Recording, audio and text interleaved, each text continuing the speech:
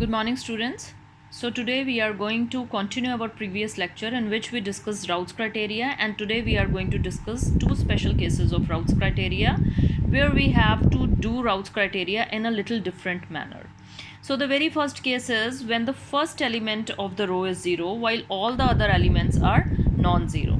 So let's take an example of this special case. So here we have got the odd power, so we will be writing the odd powers here, coefficients.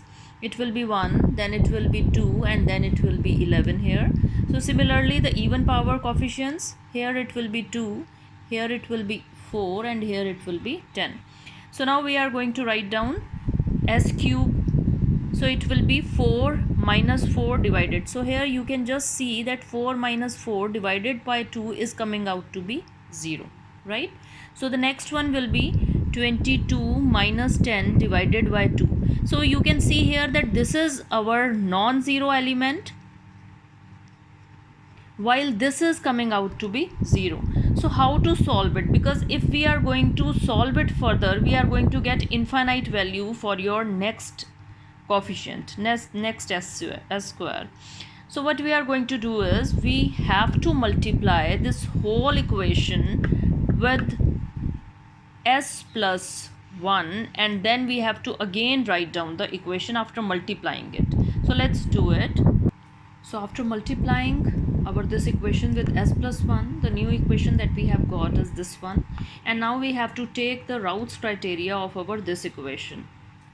So now as we can see that now the highest power is 6, so we have just written here the even coefficients and here the odd ones. So after starting doing the Raoult's criteria, we have got this value. So if you just see here, it will be 6 by 3, that will be equal to 2, and so this value will be equal to 8.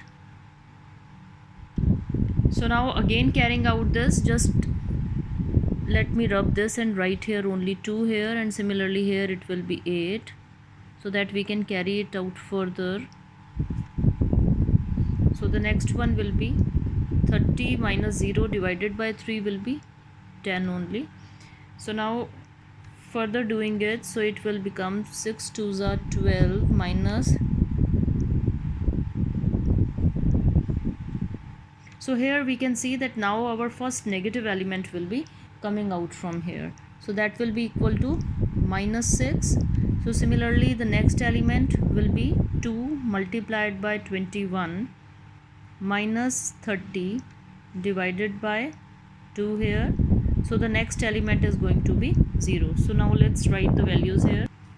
So now as we can see that this after negative element we have carried out the next step for s square, and we have got positive elements 10 and 10. So now let's further proceed till s raised to power 0. So here we have completed it till s raised to power 0, and we have found that we have got one negative element. So that means number of sign changes will be from this positive, this one is positive, then positive to negative one sign change, and then negative to positive again one sign change. That means two sign changes are there in this complete one. So that means this system is unstable, and the number of roots that lie towards the RHS side are 2. So this is how we have to proceed for our elements, where only the first element is 0 and not the whole row is 0. So now we will be moving on to our second one. So let's just have a recap. Wherever the first element is 0, you have to multiply the whole characteristic equation with s plus 1. You can take here s plus 1, s plus 2, whatever you want, but the simplest way is to take s plus 1 and multiply it. By doing this, we always shift the origin towards a little bit side. So now we will be discussing the next case. The next case is when whole of the row is 0. So we can take the example here, and we can see that when we are coming up to the step of s cube, we are getting all the elements. 48 minus 48 will become equal to 0. Similarly minus 50 plus 50 will become equal to 0. The third element is already 0. So as this whole of the row becomes 0, what we have to do in such a case is we have to take the auxiliary equation. Which one is now the auxiliary equation? The row in which all the elements are 0, the row above that row is called the auxiliary equation. So this whole row was equal to 0. So the equation with s raised to power of 4 coefficients is going to be our auxiliary equation. And how we are going to write it? It will be the first element will be of s4, then next will again be even. So after s4 the even power is s square, so it will be 48 s square, and the last one will be minus 50, because the next even power is s raised to power of 0. So that is equals to 1. So this is our characteristic equation. Now because this is our auxiliary equation, we have to take the derivative of our this equation with respect to s. So this becomes 8s cube, and next will be 96s, and this will be equal to 0. So this is our equation that is coming. Now just check the power here. It is s cube, and here what we were finding was also s cube. So now what we have to do in such a special cases, we have to replace our all these coefficients with what we have got here. So here it will be 8 and here it will be 96, and then we have to carry out our Raoult's criteria as we were doing it before. So we are going to now solve it till the end, that is s raised to power of 0. So after calculating all the coefficients, what we have found is we are getting a negative term in the last row. So that means here it was positive and here it is negative. So we will only calculate it as single sign change. So what we are going to write here, that the given system is unstable and the number of roots that lie towards the RHS will be only 1.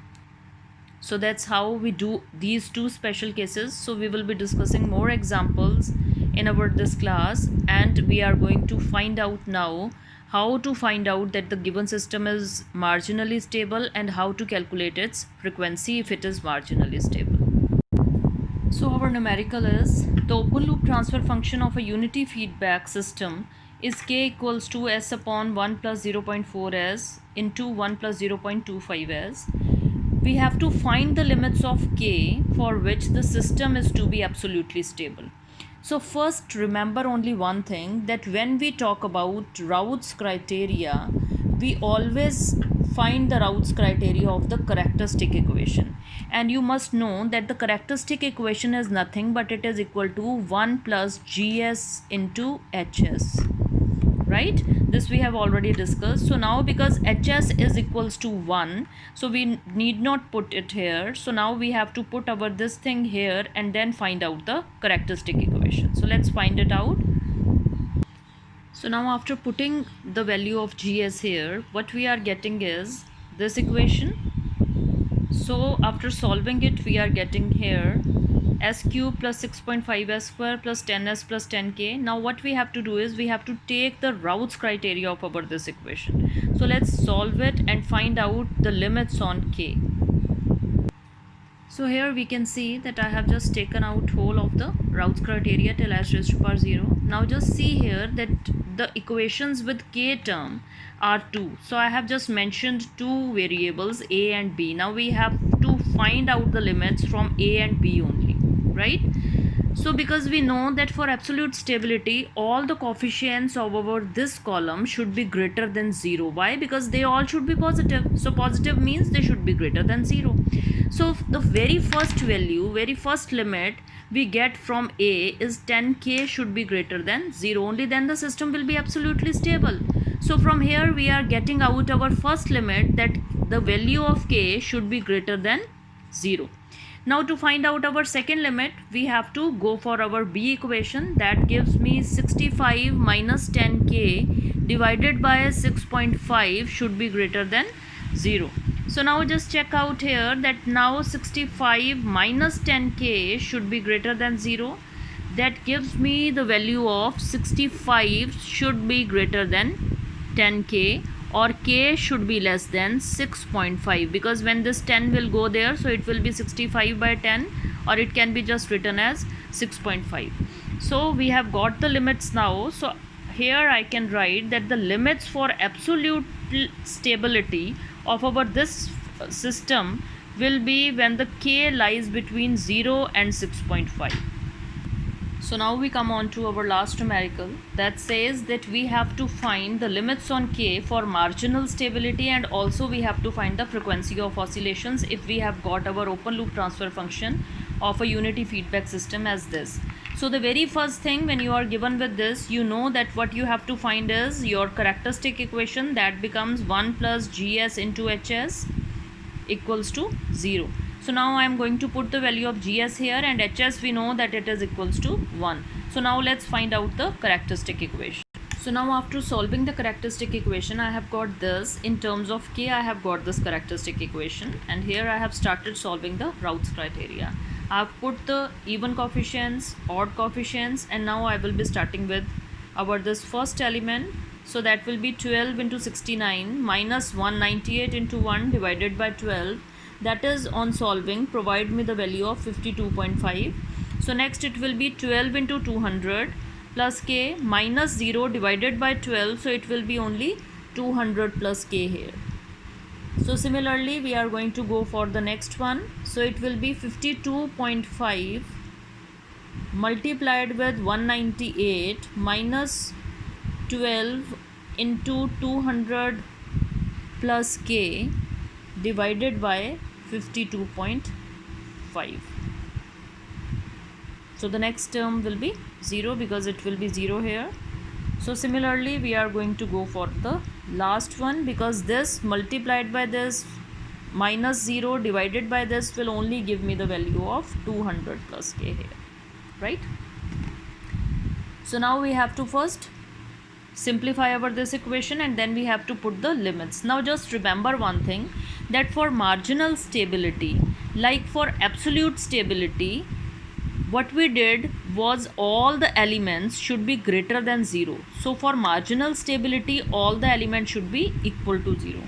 So if we just check out our this value, so equating it to 0, because we want marginal stability, we are going to get 200 plus k equal to 0 or k equal to minus 200. So this becomes my first value. So now we have to solve over this equation.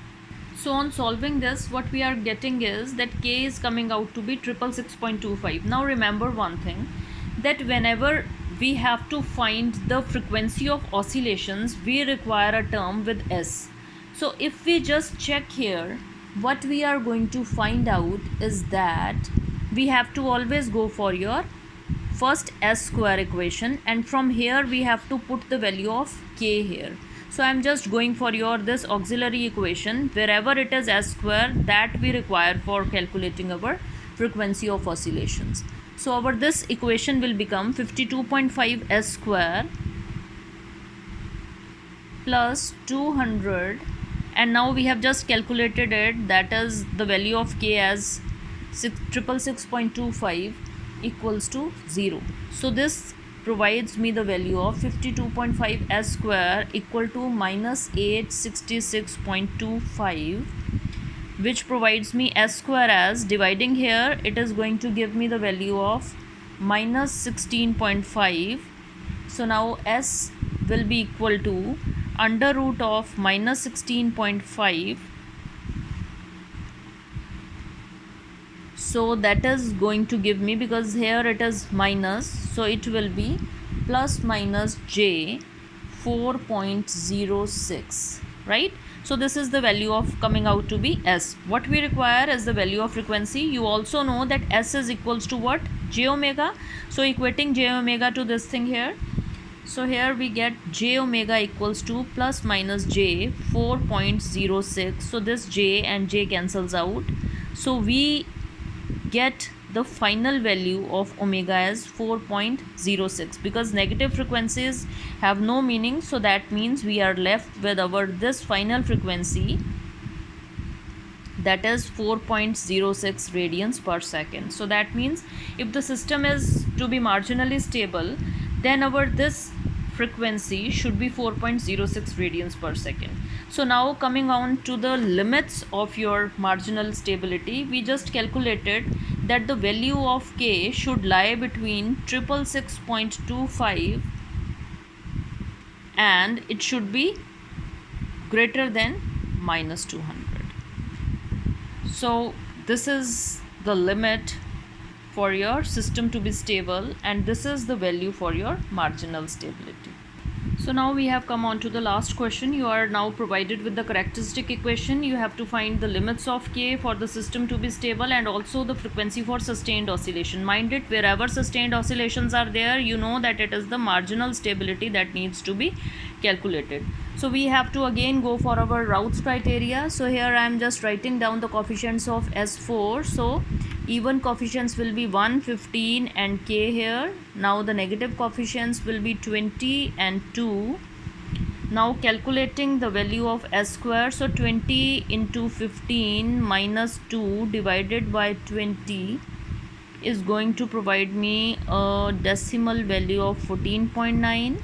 Similarly, this minus this 0 divided by 20 will provide me the value K here. So just let me write here 14.9 so that I can calculate the value of S raised to power 1. So now it will be 14.9 into 2 will be 29.8 minus 20K divided by 14.9. So next element will be 0, and last we come on to S raised to power 0. This into this minus this divided by this will be K only.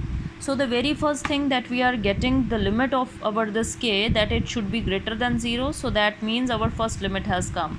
So the second limit we are going to find from our this value. So that means 29.8 minus 20K divided by 14.9 should be greater than 0. So that gives me 29.8 greater than 20K. So that gives me the value that K should be less than 29.8 divided by 20.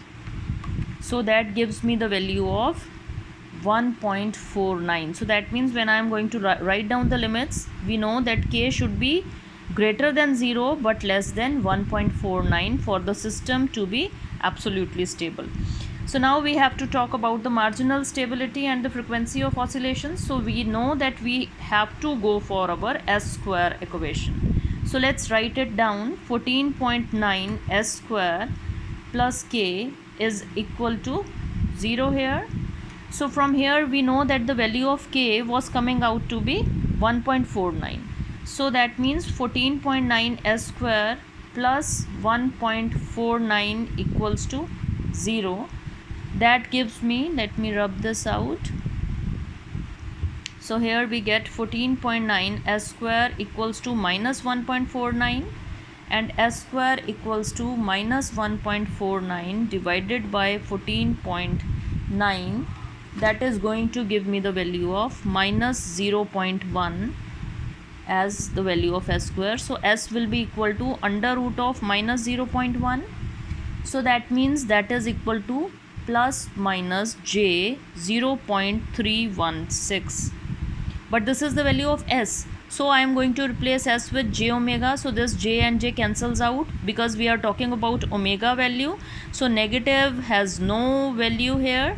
So that means what we are getting is the value of frequency as 0.316 radians per second. So this is the frequency of our sustained oscillations. So that's how we do our Routh's criteria. So this finishes our Routh's criteria part. So next we are going to come on to our root locus technique that we are going to discuss in our next lecture. Thank you so much for watching.